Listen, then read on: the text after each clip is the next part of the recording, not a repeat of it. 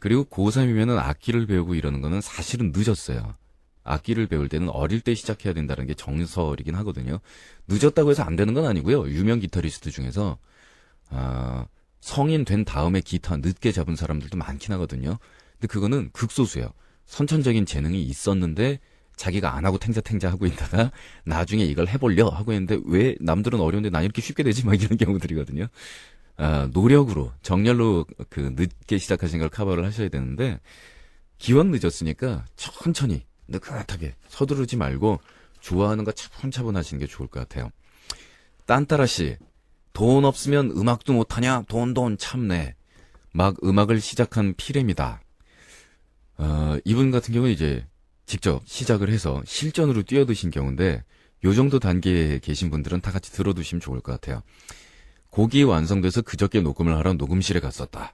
물론 처음 하는 거라 하라는 대로 준비를 했다. 우선 한 프로 3시간 녹음하는데 작업하는데 녹음실 대여비가 60만 원. 엔지니어 분들에게 수고비 줘야 한다면서 오전 11시부터 오후 5시까지 하는데 총 150만 원.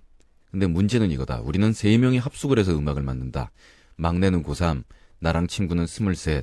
각 대학 졸업한 우리가 뭔 돈이 있나. 저축해서 모아놓은 코 묻은 돈은 처음 시작할 때 악기랑 컴퓨터랑 들여놓느라 거의 다 써버렸다. 우리 셋 다 집안 형편이 안 좋아 집에는 절대 손을 벌릴 수가 없다. 더구나 이젠 학생도 아닌데 아무튼 겨우겨우 별짓 다에 가까스로 150만 원을 마련했다.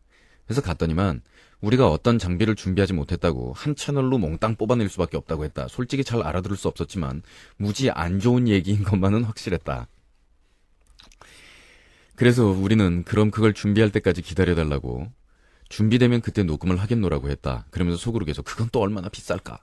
근데 이게 웬일? 녹음 스케줄이 펑크가 나 우리가 물어줘야 한다는 것이다. 참 어이가 없었다. 엔지니어 두 분께는 죄송해서 수고비를 드릴 용의가 있었지만 그렇다고 50만 원을 요구하는 건 너무 심하지 않은가? 간신히 타협을 와서 20만 원을 건네주고 오긴 했지만 잘 전해졌는지 알 수가 없다. 아무튼 그렇게 허탈한 마음에 다시 컴퓨터를 안고 집까지 왔다. 진짜 허탈했겠다. 그리고 이 심정 제가 조금 이해하는데 집에 오는 길에는 컴퓨터가 갈 때보다 4배 정도 무거웠을걸요? 손가락 무지하게 아프고. 돈 버리고 마음 상하고 모든 게 부정적으로만 보였다. 이런 자식이 뭐 그리 대단한 일을 한다고 그날 저녁 김치랑 반찬까지 바리바리 싸들고 부모님은 오셨는지. 녹음은 잘 끝냈냐는 물으심에 그렇다고 거짓말을 해야 했다. 휴, 벌써부터 이렇게 돈에 치여 살아야 한다니. 그럼 내가 돈을 악착같이 모아야 30살쯤에는 마음 놓고 음악을 만들 수 있을 정도가 된다는 얘기인데 습. 외국에 나가 공부하는 건 엄두도 안 나겠군. 물론 꼭 외국에 나가야 공부가 되는 건 아니지만 굉장히 좋은 경험이라고 많이 들어왔기 때문에 이런 비료 먹을 왜 이렇게 사서 고생이냐고. 여자가 시집만 잘 가면 되는 거 아니냐고. 네, 참 아직도 이런 조선시대 같은 사고방식을 가진 사람이 있더라니까. 참 막막하다. 음악은 부르주아들만의 문화생활이 아니잖아. 돈이 없어서 음악을 관둔 분들 충분히 이해가 간다. 그리고 며칠 전 그 만화가 아저씨 맘도 충분히 이해가 간다. 정말 비료 먹을 세상이다. 그치만 일찌감치 포기하려면 아예 시작도 안 했다. 그치만 돈을 마련해서 제대로 하려면 몇 년 동안은 죽어라. 돈만 모으며 살아야 하는데 어떻게 해야 할지. 경기도 수원시 어느 구석진 방에서 쥐들과 전쟁을 벌이고 있는 딴따라 유령이. 오케이. 딴따라 유령씨. 놀아본 오빠가, 죄송합니다. 지금 이 말이 나올 타이밍이 아니잖아. 딴따라 해본 오빠가 설명을 해드릴게요. 녹음실에서요, 그렇게 녹음 스케줄 잡고 현장까지 갔다가, 그래요? 라고 했는데, 장비를 덜 준비해 간 건 본인 당사자 실수이기 때문에요. 녹음비는 100% 물어내야 돼요. 그건 전 세계가 관행이 똑같고요. 단골인 경우에는 디스카운트해서 해주거나, 아니면은 그 프로젝트가 계속 진행 중인 경우에는 가끔 정말 인심 좋게 안 받는 경우도 있지만 이건 사실 거의 물어내야 되는 경우인데 20만 원만 받았다면은 그쪽에서도 많이 봐준 거예요. 아마 아마추어들이라고 생각하니까 너그럽게 해준 겁니다. 그러니까 너무 그쪽에다가 화내지 마세요. 그리고요, 가격 얘기를 들어보니까 그거 A급 스튜디오거든요. 그거 우리나라에서는 신인들도 다 그런 A급 스튜디오 가서 녹음하고 데뷔하고 그런 일이 생기는데 공식적으로 따지면 그거는요, 판 몇십만 장 팔린 사람들이 가는 스튜디오예요. 그러니까 그거보다 훨씬 저렴한 가격의 스튜디오들이 따로 있고 또 집에 있는 컴퓨터하고 이런 걸로 간단하게 데모 만드실 수 있잖아요.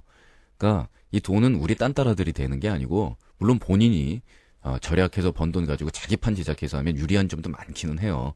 근데 먼저 우리 음악은 이렇다라는 걸 만들어서 그러면 돈 될 사람들 뭐 레코드사나 매니저나 이런 것들을 찾아서 그렇게 해서 이제 후원을 받아서 그렇게 해서 앨범 제작하고 그러는 거거든요.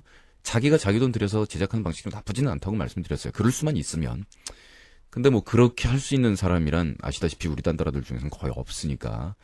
그래서 제가 볼 때는 너무 사전 예비 작업이나 준비 작업 없이 마구 쳐들어가셨거든요.